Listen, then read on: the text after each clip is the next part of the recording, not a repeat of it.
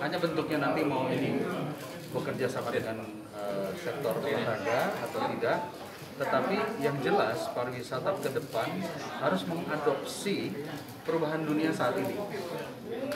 Kita dulu tidak pernah berpikir tentang virtual tourism.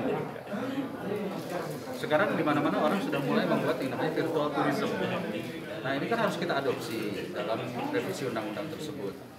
Yang juga penting dalam revisi undang-undang adalah kerjasama antar lembaga. Satu contoh, misalnya saya di dapil saya saja, itu yang namanya daerah-daerah wisata alam itu pasti dimiliki oleh BUMN, apakah itu Perhutani, PCP, ada hubungannya dengan lingkungan hidup.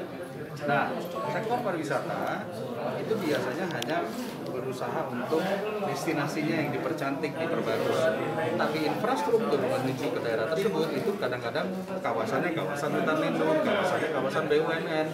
Jadi menurut hemat kami pun juga harus ada sebuah statement penting di dalam undang-undang bahwa setiap BUMN itu wajib mengelola destinasi pariwisatanya bersama pemerintah daerah.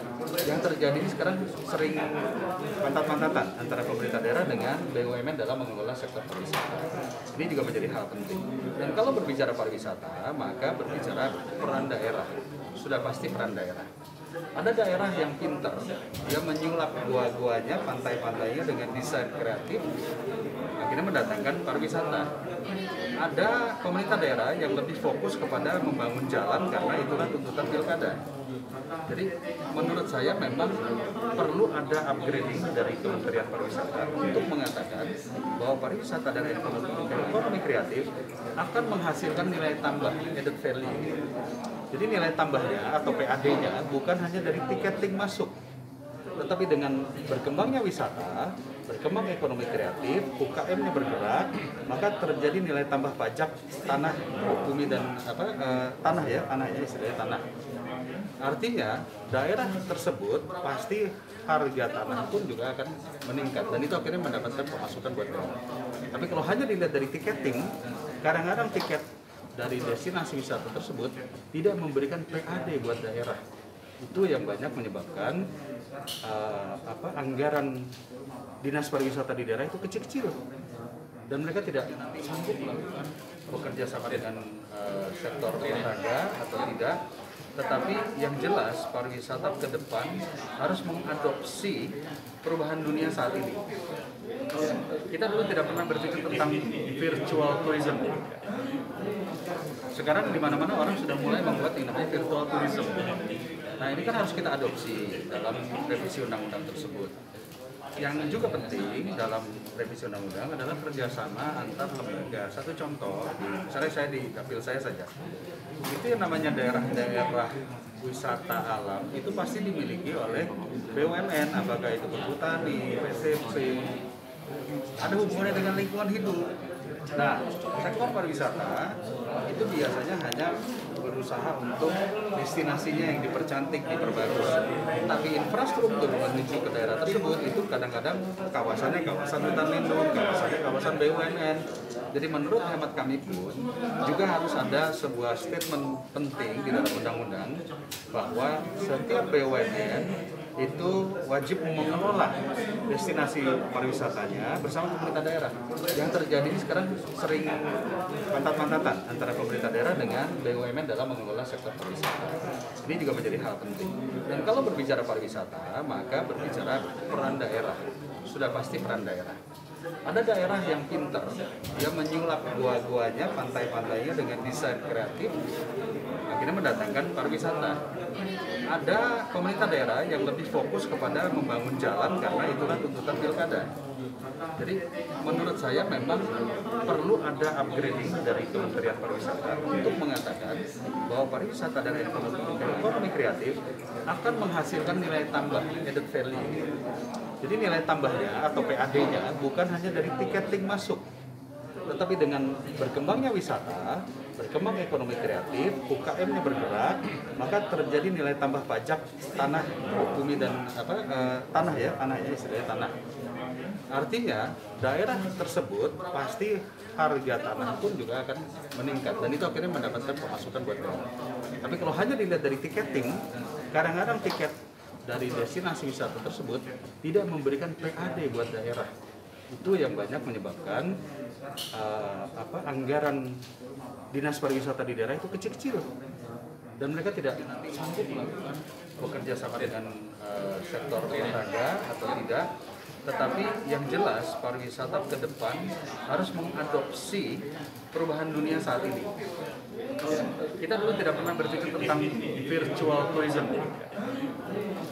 Sekarang di mana-mana orang sudah mulai membuat yang namanya virtual tourism. Nah, ini kan harus kita adopsi dalam revisi undang-undang tersebut. Yang juga penting dalam revisi undang-undang adalah kerjasama antar lembaga. Satu contoh, misalnya saya di dapil saya saja, itu yang namanya daerah-daerah wisata alam itu pasti dimiliki oleh BUMN, apakah itu Perhutani, PTP, ada hubungannya dengan lingkungan hidup. Nah, sektor pariwisata itu biasanya hanya berusaha untuk destinasinya yang dipercantik, diperbagus. Tapi infrastruktur menuju ke daerah tersebut itu kadang-kadang kawasannya kawasan hutan lindung, kawasannya kawasan BUMN. Jadi menurut hemat kami pun juga harus ada sebuah statement penting di dalam undang-undang bahwa setiap BUMN itu wajib mengelola destinasi pariwisatanya bersama pemerintah daerah. Yang terjadi ini sekarang sering pantat-pantatan antara pemerintah daerah dengan BUMN dalam mengelola sektor pariwisata. Ini juga menjadi hal penting. Dan kalau berbicara pariwisata, maka berbicara peran daerah. Sudah pasti peran daerah. Ada daerah yang pintar, dia menyulap gua-guanya, pantai-pantainya dengan desain kreatif, akhirnya mendatangkan pariwisata. Ada pemerintah daerah yang lebih fokus kepada membangun jalan karena itulah tuntutan pilkada. Jadi menurut saya memang perlu ada upgrading dari Kementerian Pariwisata untuk mengatakan bahwa pariwisata dan ekonomi kreatif akan menghasilkan nilai tambah, added value. Jadi nilai tambahnya atau PAD-nya bukan hanya dari tiketing masuk, tetapi dengan berkembangnya wisata, berkembang ekonomi kreatif, UKM-nya bergerak, maka terjadi nilai tambah pajak tanah, bumi dan tanah ya istilahnya tanah. Artinya daerah tersebut pasti harga tanah pun juga akan meningkat dan itu akhirnya mendapatkan pemasukan buat daerah. Tapi kalau hanya dilihat dari tiketing, kadang-kadang tiket dari destinasi wisata tersebut tidak memberikan PAD buat daerah.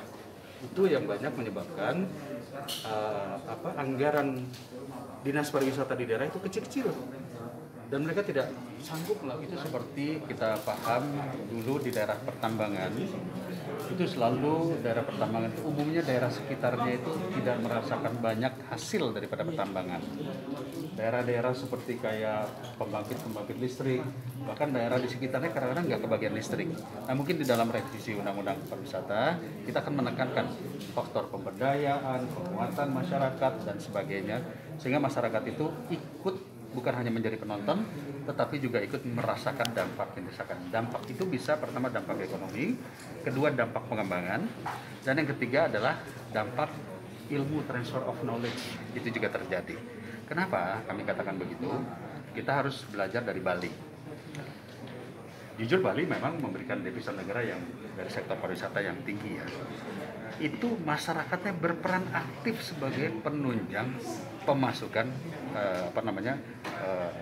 devisa negara. Karena apa? Masyarakat ikut terlibat aktif secara budayanya dijaga, budayanya dibikin menjadi sesuatu yang menjadi daya tarik itu sendiri. Bayangkan kalau misalnya masyarakatnya tidak menjaga kelestarian budayanya, tidak menjaga kelestarian lingkungannya, yang nggak akan menarik hal itu. Jadi penting kita untuk yang tadi saya katakan upgrading skillnya, pengetahuan, transfer of knowledge-nya itu juga dituang dalam revisi undang-undang. Penelitian, ya, studi mana yang lebih diminta, dibuka atau tidak dibuka. Kalau misalnya kayak di Jakarta, mungkin jangan dibuka deh karena masih tinggi penyebaran, betul. Tapi kalau daerah-daerah yang selama ini juga so far so good, kalau mereka ditahan juga, mereka tetap buka sampai sekarang. Itu banyak yang terjadi. Jadi dari hasil data yang dilaporkan Kemendikbud, walaupun ditutup, tetapi ternyata tatap muka sudah terjadi. 50% sekolah sudah dibuka. Dan ini sangat menyangkut dengan tadi beban keluarga, orang tua, anak yang tidak bisa PJJ dan sebagainya. Jadi oleh karena itu menurut kami kunci ujung-ujungnya adalah sikap orang tua. Setuju atau tidak setuju itu di tangan orang tua. Tetapi sekolah memberikan kesempatan bagi yang mau, kan juga kan nanti pengawasannya ada mulai dari pemerintah daerah, terus kemudian komite sekolah, kepala sekolah, sampai kepada orang tua. Keputusan terakhir ada di orang tua. Kalau misalnya begini, orang tua itu mengatakan, nah kalau kamu datang sana pulang, bapak kamu TBC, ya, terus kemudian nenek kamu punya penyakit jantung, ini resiko, mendingan nggak usah. Jadi orang tua punya hak, prinsipnya begitu.